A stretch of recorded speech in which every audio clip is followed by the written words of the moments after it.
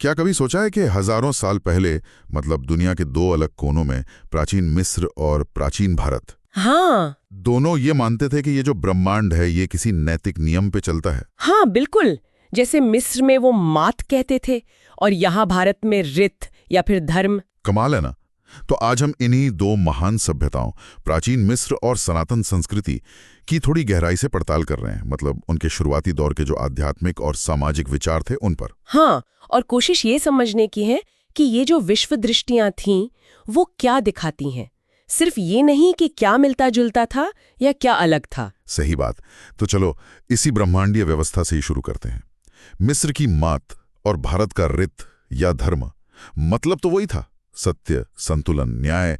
पर क्या यह सिर्फ एक ख्याली पुलाव था? नहीं नहीं, ख्याली बिल्कुल नहीं। ये बहुत व्यवहारिक था। समाज का और खासकर राजा का ये फर्ज था कि वो इस व्यवस्था को बनाए रखे। अच्छा, कैसे? देखो, मिस्र में फिरौन मात का रक्षक था, भारत में राजा धर्म का। अगर वो ऐसा ना करें तो माना जाता था कि भाई अराजकता फैल जाए। अराजकता मतलब? हाँ, जैसे मिस्र में उसे इस्फत कहते थे और भारत में अधर्म। तो ये दिखाता है कि दोनों ने नैतिकता को सीधे सीधे ब्रह्मांड की स्थिरता से जोड़ा था। ये तो बड़ी दिलचस्प बात है। अच्छा, तो फिर ये ज्ञान, ये विचार, ये आगे कैसे बढ़ते थे पीढ़ी दर पीढ़ी? यहाँ शायद कुछ बड़े अंतर दिखते हैं ना? हाँ बिल्कुल। जैसे मिस्र ने तो लिखने की कला, वो चित्रलिपि, हाइरोग्लिफ्स जिसे कहते हैं, हाँ, वो तो काफी पहले, लगभग 32वीं ईसा पूर्व के आसपास अपना ली थी। सही। पवित्र ग्रंथों के लिए, प्रशासन के लिए, सब में इस्तेमाल होता था। और उनके वो हाउस ऑफ लाइफ का भी जिक्र आता है। ये क्या चीज थी, कोई लाइब्रेरी जैसी? हाँ, समझ लो ज्ञान के केंद्र थे ये, मंदिरों से जुड़े हुए।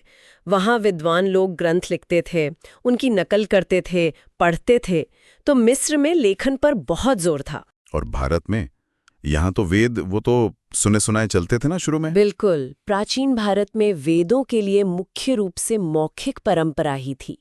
मतलब सदियों तक ज्ञान को कंठस्थ रखा गया।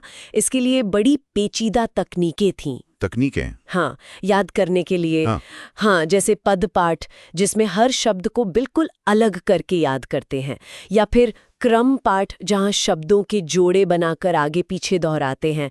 लिखना बाद में जरूरी हुआ, पर वो गुरु शिष्य परंपरा में जो कंठस्थ ज्ञान था ना, उसका स्थान सबसे ऊंचा रहा। तो एक ने लिखने को पकड़ा, दूसरे ने याददाश्त और परंपरा को। बिल्कुल सही है। हाँ, ये शायद यही दिखाता है कि लिखित शब्द को स्थायित्व देने का एक तरीका था और दूसरा मानव स्मृति की शक्ति पर भरोसे का। बिल्कुल। अच्छा, अब प्रतीकवाद की बात करें तो कमल का फूल, ये तो दोनों जगह मिलता है। अरे हाँ, कमल तो बहुत खास है। दोनों संस्कृतियों में सृजन, पवित्रता, पुनर्जन्म, इन सब का प्रतीक। मिस्र में देखो तो सूर्य देव रा कमल से निकलते दिखाए जाते हैं। और भारत में ब्रह्मा जी, लक्ष्मी जी, वो भी कमल पर ही विराजते हैं। बिल्कुल।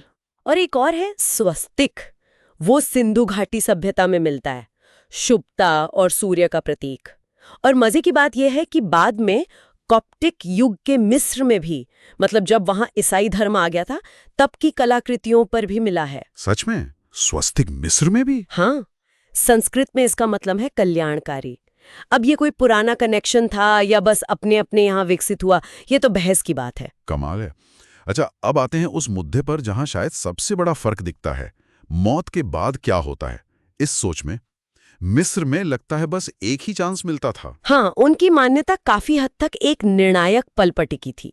मृत्यु के बाद दिल को मात के पंख से तौला जाता था। दिल को पंख से? हाँ, अगर दिल हल्का निकला, मतलब पाप नहीं है, तो व्यक्ति को फील्ड ऑफ रीड्स में हमेशा की जिंदगी मिल जाती थी। वो एक तरह का स्वर्ग समझ लो। अच्छा, और इसीलिए वो मम्मी वगैरह बनाते थे ताकि शरीर बचा रहे। बिल्कुल, शरीर को बचाना बहुत जरूरी था उस शाश्वत जीवन के लिए। इसीलिए मम्मीकरण और वो बड़े बड़े मकबरे। और भारतीय सोच, वो तो इससे बिल्कुल अलग है। हाँ, बहुत अलग। हिंदू धर्म में संसार का सिद्धांत है, मतलब कर्मों के हिसाब से जन्म और पुनर्जन्म का एक चक्कर चलता रहता है जो कभी खत्म नहीं होता। और लक्ष्य क्या है फिर? लक्ष्य है इस चक्कर से बाहर निकलना, मोक्ष पाना। तो यहाँ जोर अच्छे कर्म करने और खुद को जानने पर रहा, शरीर या मकबरे को बचाने पर नहीं। तो एक जगह शरीर और दुनिया को बचाए रखने पर जोर, दूसरी जगह इस दुनिया और शरीर के चक्र से आगे निकलने पर। सही कहा। ये फर्क दिखाता है कि मिस्र शायद वर्तमान जीवन और भौतिक चीजों को बनाए रखने पर ज्यादा ध्यान दे रहा था, जबकि प्राचीन भारतीय सोच जीवन की नश्वरता और उससे परे जाने पर। ये तो सोचने का पूरा ढंग ही अलग हो गया। तो अगर हम संक्षेप में देखें, हमने बात की कि कैसे दोनों जगह ब्रह्मांडीय व्यवस्था की एक समझ थी, ज्ञान को सहेजने के तरीके बिल्कुल अलग थे। हाँ, कमल और स्वस्तिक जैसे कुछ कॉमन प्रतीक भी थे। और मौत के बाद जीवन पर तो एकदम ही विपरीत विचार थे। बिल्कुल। ये तुलना यही दिखाती है कि अलग-अलग संस्कृतियां जीवन के बड़े सवालों के अपने-अपने जवाब कैसे ढूंढती हैं और वो जवाब फिर उनकी पूरी सभ्यता को कैसे बनाते हैं। सही कहा।